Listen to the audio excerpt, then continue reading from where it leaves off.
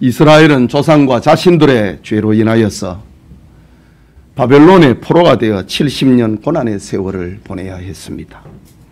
때가 참에 하나님의 은혜로 그들은 예루살렘으로 귀환했고 무너진 성전을 재건하게 됩니다. 하지만 안팎의 방해로 인하여서 성전 재건이라고 하는 뜻을 이루지 못하고 16년 동안이나 실망하고 낙심 상태에 놓이게 됩니다. 이때 선지자로 소명된 스가랴는 하나님이 공개하신 8가지 환상을 보게 됩니다. 환상의 내용은 성전 재건의 용기를 주려는 것이고 궁극적으로는 예수 그리스도를 계시하신 내용이었습니다. 본문은 8가지 환상 가운데 마지막 환상인데 지난 환상을 잠시 살펴보면 첫째는 화석류나무 사이에 선 자의 환상입니다. 이는 그리스도께서 골짜기의 화석류나무처럼 초라한 이스라엘 백성들과 함께 하시고 위로하시고 격려하시는 그런 환상이었습니다.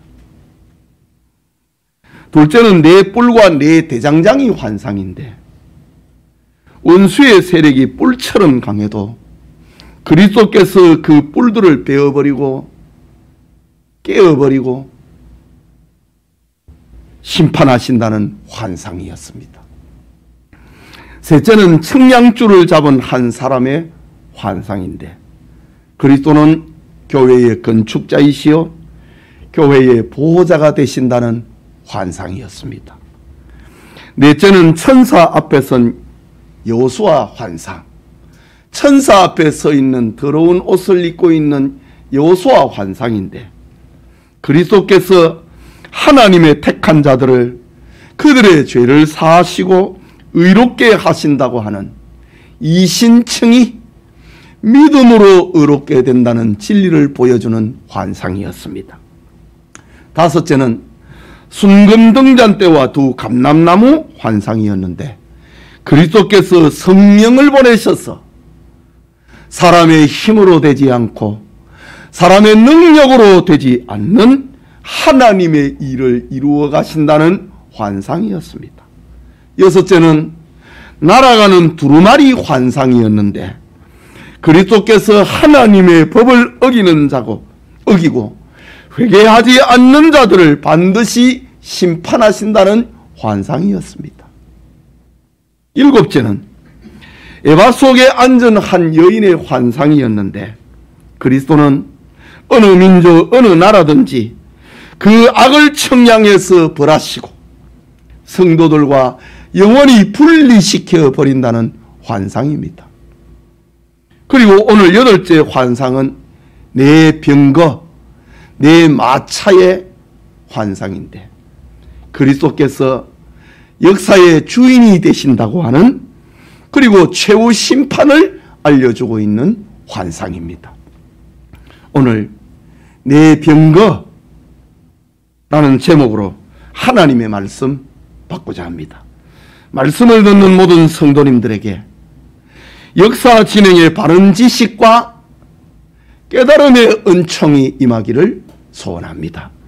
첫째로 구리산 사이에서 나오는 내 병거입니다.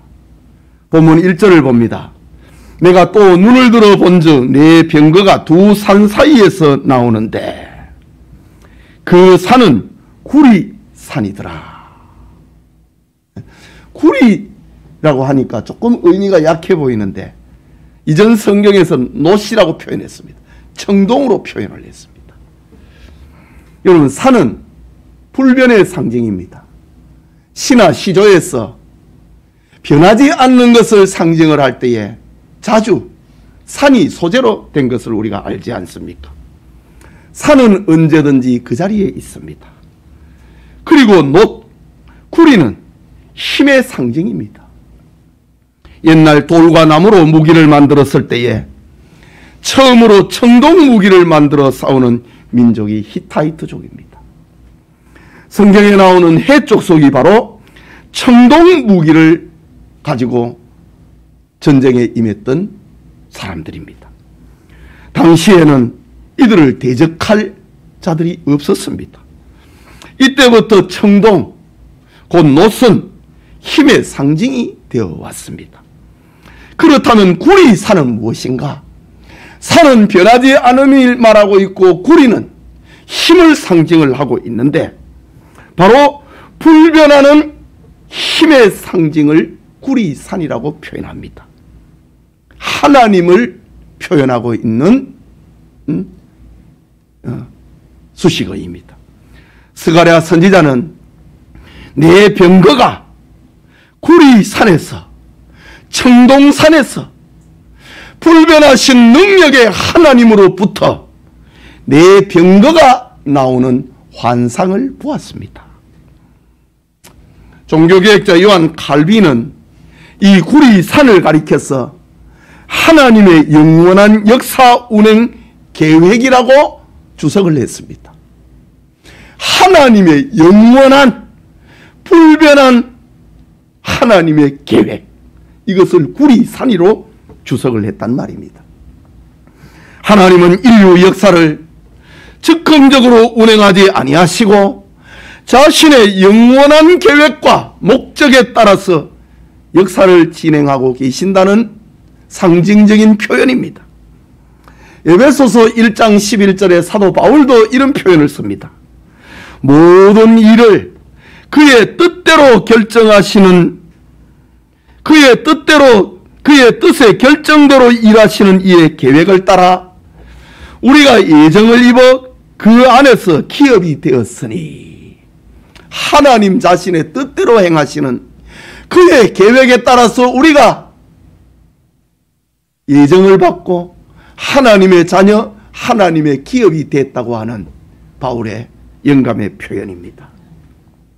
여러분, 하나님은 모든 일을 자신의 뜻에 따라서 역사하시는 분입니다. 모든 일을 자신의 뜻대로 할 수 있다면 얼마나 좋겠습니까? 그러나 우리는 죄인이기 때문에 뜻대로 되지 않아야 됩니다. 뜻대로 되지 않아야 그것이 잘된 일이 됩니다. 죄인의 뜻대로 이 세상의 역사가 다 그대로 된다고 하면은 이 세상이 어떻게 되겠습니까? 죽으려고 하는 사람은 하나도 없을 것이고, 가난한 사람도 하나도 없을 것이고, 전부 자기 뜻대로 되어버리면은 이 세상은 아수라장이 되어버리고 말 것입니다. 모든 일을 자신의 뜻대로 하시는 분은 오직 하나님밖에 없습니다. 그러기 때문에 사람들은 자신의 뜻대로 행하시는 하나님을 하나님으로 섬기고 하나님에게 기도하는 것입니다. 하나님의 뜻대로 되는 결과는 아름다움입니다. 선함입니다. 좋은 것입니다. 하나님께서 천지를 창조하실 때에 그 결과는 하나님이 보시기에 좋았더라, 좋았더라, 좋았더라. 하나님이 보시기에 힘이 좋았더라. 하나님의 뜻대로 되는 것은 선입니다. 하나님의 뜻대로 되는 것은 아름다움이고 보기에 좋은 것입니다. 스가랴 선지자는 불변하시는 능력의 하나님, 구리산 사이에서 내 병거가 나오는 것을 보았다 라고 합니다. 병거라고 하는 것은 고대인들에게 있어서 가장 강력한 전쟁의 도구였습니다. 오늘날 전차에 해당되는 병거를 누가 더 많이 소유했느냐에 따라서 전쟁의 승패는 판가름 날 것이기 때문입니다. 그렇다면 이 네 병거의 환상은 전쟁의 이야기입니다. 네 병거의 환상은 역사의 격변에 대한 이야기입니다. 네 병거에 대한 환상은 하나님의 심판에 대한 환상인 것입니다. 구리산 사이에서 나오는 네 병거는 불변하신 능력의 하나님의 무서운 저주와 심판이 실행이 됨을 가리키는 것입니다.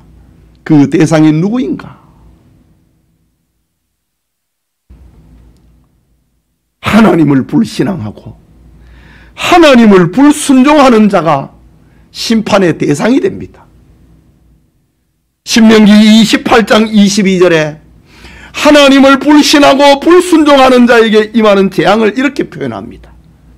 여호와께서 폐병과 열병과 연병과 학질과 한재와 풍재와 섞는 재앙으로 너를 치리니 이 재앙들이 너를 따라서 너를 진멸하게 할 것이라. 하나님을 불신앙하고 하나님의 말씀에 불순종하면 이런 재앙이 너를 칠 것이다. 심판을 말하고 있는 겁니다. 스가랴 선지자가 보았던 마지막 환상, 구리산 사이에서 나오는 네 병거는 하나님으로부터 인류 역사가 시작이 되고 하나님으로 말미암아 인류 역사는 진행이 되고 하나님에게로 이 인류 역사는 나아가게 된다, 마치는 것이다 라는 것을 보여주는 환상이었습니다. 하나님께서 자신의 뜻에 따라서 진노와 심판을 행사하신다고 하는 마지막 환상입니다. 역사의 진행 방향을 알려주고 있는 네 병거 환상에 우리 역시 바른 지식과 깨달음의 은총이 임하기를 소원합니다. 그리고 둘째로 네 병거가 받은 사명입니다. 네 병거가 구리산 사이에서 나오는데 무슨 일을 하느냐는 거죠. 본문 2절과 3절에 이렇게 기록합니다.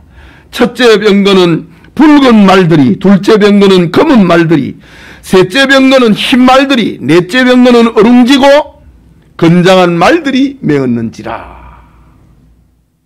병거가 나오는데 네 종류의 말들이 그걸 맸다 이거지요.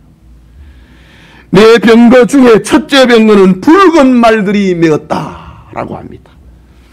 붉은 이 말들의 의미는 이 스가랴 성경 가지고는 다 해석이 안 됩니다. 요한계시록 6장에 하나씩 하나씩 이를 뗄 때에 나타나는 그 장면하고 같습니다. 붉은 말들의 의미는 요한계시록을 보면서 이해를 해야 그 뜻이 분명해지는 것입니다. 요한계시록 6장에 보면은 붉은 말들은 세상의 평화를 없애버리고 전쟁을 일으키는 천사였습니다. 붉은 말들이 지나가는 곳에는 전쟁이 일어났다고 계시록 6장에는 그렇게 표현합니다. 두 번째 병거는 검은 말들이 병거를 메었다, 마차를 끌고 있다 라고 합니다. 검은 말은 요한계시록 6장에 보면은 기근과 굶주림과 죽음의 상징이었습니다. 검은 말들이 나오면은 땅의 부요는 제거가 되어버리고 기근이 일어나고 죽음이 몰려오게 됩니다. 셋째 병거는 흰 말들이 끌고 있었다고 합니다. 흰 말은 계시록 6장의 그리스도의 승리를 상징하고 있습니다. 흰 말이 가는 곳에 그리스도의 원수들은 패하게 되고 성도들은 승리의 기쁨을 맞이하게 되는 것을 계시록에서는 표현합니다. 넷째 병거는 어룽진 말들이 메었다고 합니다. 어룽진 말들이라고 하는 것은 혼합된 색깔을 가리킵니다. 붉은색, 검은색, 흰색이 섞여 있는 어룽진 말들이 가면은 전쟁도 오고 기근도 오고 원수들이 다 압제가 되는 동시에 이런 일들이 벌어지게 되는 그런 이야기입니다. 이것은 하나님 심판의 완전성, 하나님 심판의 철저성, 하나님 심판의 확실성을 말을 할 때에 바로 지금 이런 말들의 모습을 표현하고 있는 겁니다.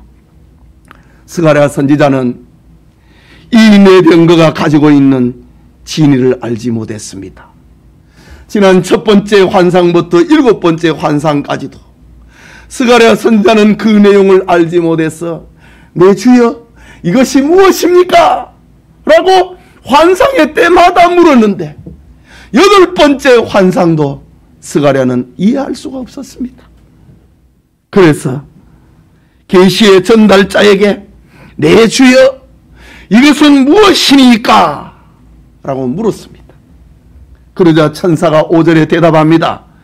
천사가 대답하여 이르되 이는 하늘의 내 바람인데 온 세상의 주 앞에 서 있다가 나가는 것이라 하더라 라고 합니다.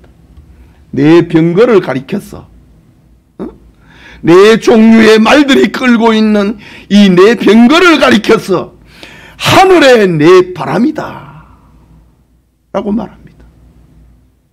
요한계시록에도 하늘 네 모퉁이를 잡고 있는 바람을 잡고 있는 네 천사의 이야기가 나오지 않습니까? 하늘의 바람 같은 천사들이 주님 앞에서 주님을 섬기다가 주님이 명령하시면은 즉시 나가서 주님의 뜻을 실현하는 천사들이다 라고 스가랴 선지자에게 해석을 해 주었습니다.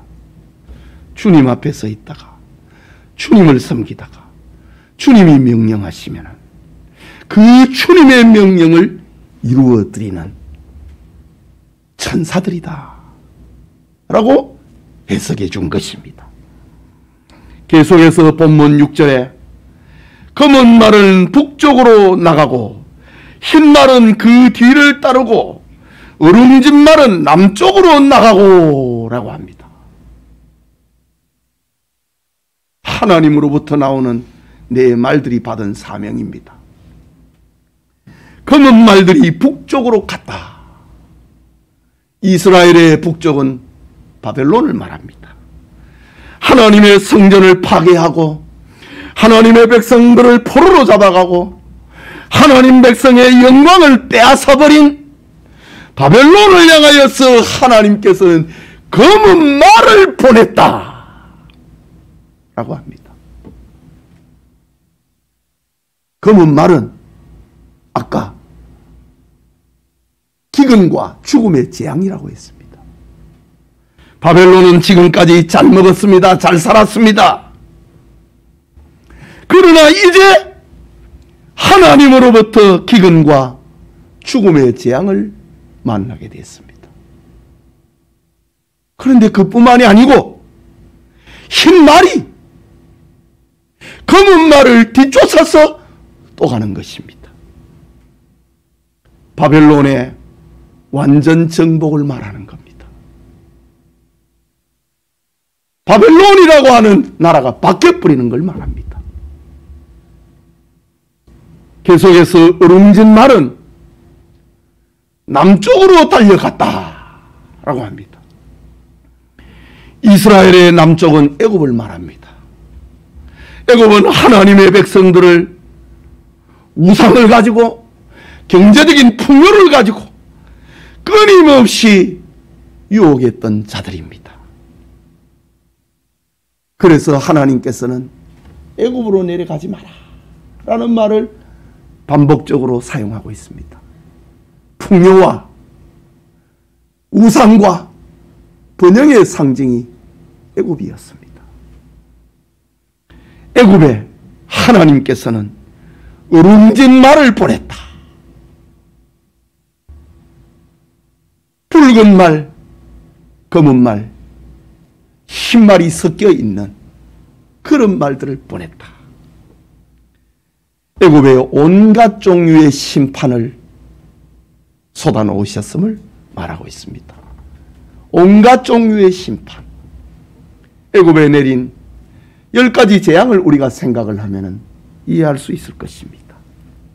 그런데 오늘 성경에 왜 북쪽에는 두 종류의 말이 달려가게 하시고 남쪽에는 으름진 말 한 종류의 말을 달려가게 하셨는가? 이것은 하나님의 심판은 죄의 무게에 따라서 다르다는 것을 말해주기도 합니다. 애굽보다 바벨론은 2배의 벌을 받습니다. 바벨론이라고 하는 나라는 2배의 벌을 받은 검은 말과 흰 말의 심판을 받은 바벨론이라고 하는 나라는 오늘날 없어져 버렸습니다. 애굽이라고 하는 나라는 어lum진 말에 보냄을 받았던 애굽이라고 하는 나라는 지금은 존재합니다. 그러나 역사의 후진국으로서의 존재감을 잃어버린 그런 나라로 있는 것입니다. 한 나라는 사라지고 한 나라는 세상에서 초라해져 버린 하나님의 심판의 확실성을 보여주고 있는 환상이었습니다. 그런데 내 병거 가운데 전쟁의 붉은 말은 어디로 갔는가? 저 북쪽에 검은 말과 흰 말이 달려갔고 저 남쪽에는 어룽진 말이 달려갔는데 거기에서 구리산에서 4마리의 말이 나왔는데 붉은 말은 어디로 갔는가?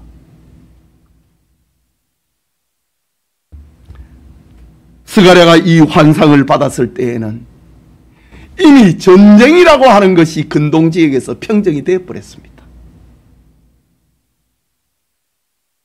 붉은 말은 이미 사명이 다 했다는 말입니다.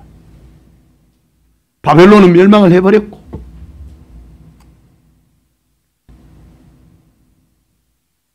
멸망이라고 하는 그런 사건이 역사의 격변에 의해서 일단락이 되어버렸기 때문에 붉은 말은 자기 사명을 끝낸 겁니다.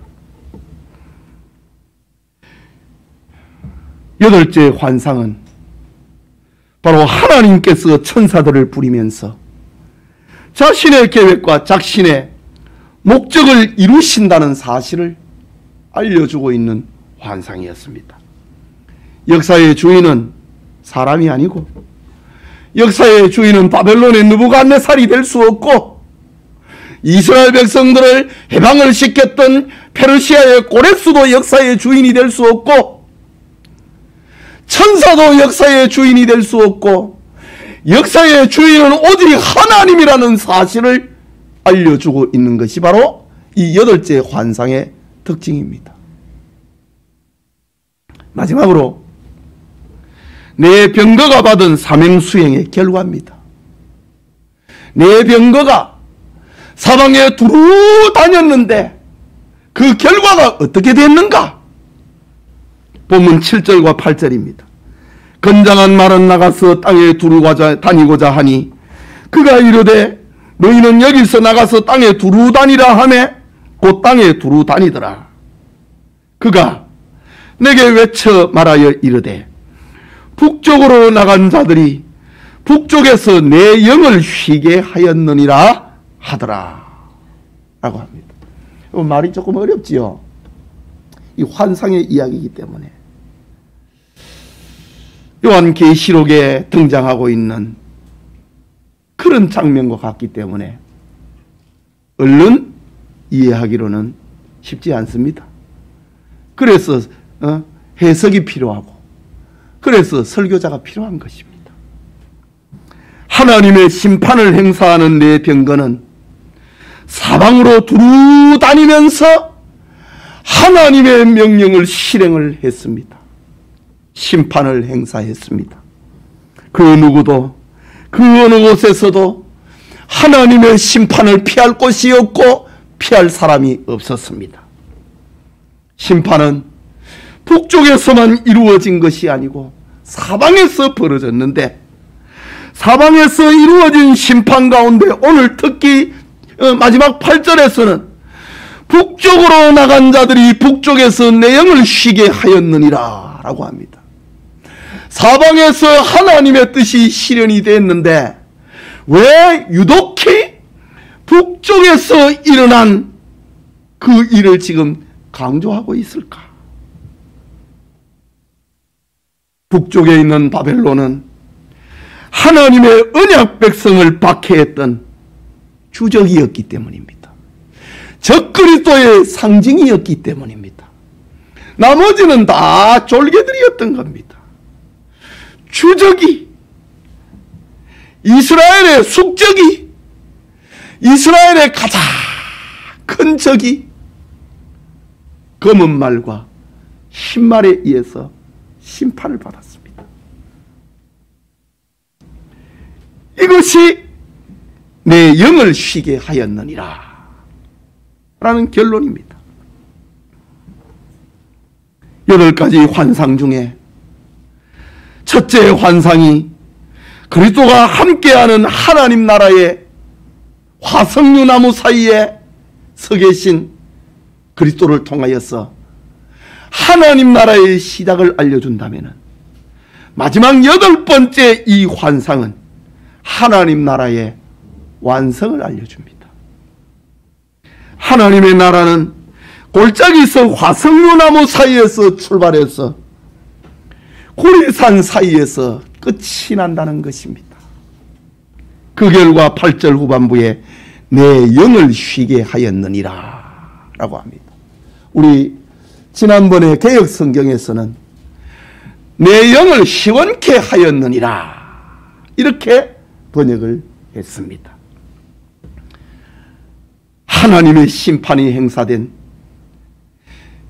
하나님의 심판이 완성된 그 일을 보시고 하나님께서는 만족하셨다. 악인의 멸망은 하나님의 마음을 기쁘게 하는 것이라는 말입니다. 하나님의 마음을 시원하게 만들었다는 것입니다. 악인의 멸망은 바로 성도들의 구원이 완성되는 날이기 때문입니다. 그리스도의 임마누엘, 곧 그리스도의 초림으로 시작된 하나님의 심판은 그리스도의 재림으로 완성된다는 사실, 내 영을 만족케 하였느니라, 완성된다는 사실을 말하고 있습니다. 이때에 세상의 모든 악인들은 영벌에 처해질 것이고 택한 하나님의 자녀들은 천국으로 인도될 것입니다. 이것이 하나님 보시기에 좋았다는 거지요. 이것이 하나님 보시기에 만족이 됐다는 겁니다. 이것이 하나님의 마음을 시원하게 한 일이었다는 말입니다. 성경에는 하나님의 뜻이 이루어질 때 언제나 만족으로, 기쁨으로, 잔치로 묘사하기도 했습니다.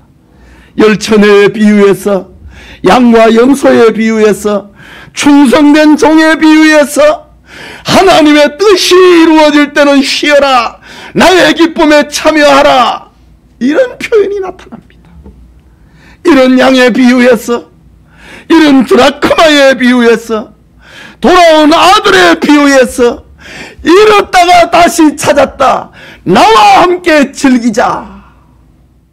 하나님의 뜻이 이루어질 때는 하나님은 만족하십니다. 하나님은 기뻐하십니다. 하나님의 마음이 시원하고 하나님의 영이 쉬게 되었다고 하는 그런 표현을 사용하고 있습니다. 하나님의 뜻이 다 이루어져 버린 마지막 8번째 환상을 스가랴 선지자가 보았다라는 말입니다.